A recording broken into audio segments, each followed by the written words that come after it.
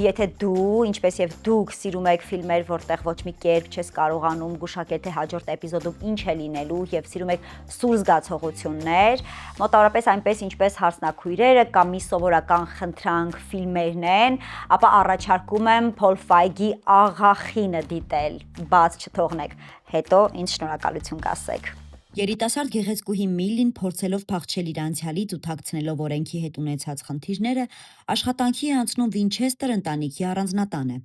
Նրան դիմավորում է առաջին հայացքից բարեհամբույր թվացող Նինա Վինչեսթերը, որը մեծ սրտով Միլլիին առաջարկում է աղախին աշխատելու համար տեղափոխվել իր տուն եւ դառնալ իր ընտանիքի մի մասը։ Թվացյալ խաղաղ ընտանիքը կարճ ժամանակ անց Միլլիին տհաճ անակնկալներ է մատուցում։ Նրա սենյակի դուռը միայն դրսից է կողպվում։ Երեխայի սենյակում դրված է կասկածելի խաղալիք տուն, վախենալու տիկնիկներով։ Իսկ Նինան կարծես թե հավասարակշռությունը շուտ կորցնելու հակում ունի։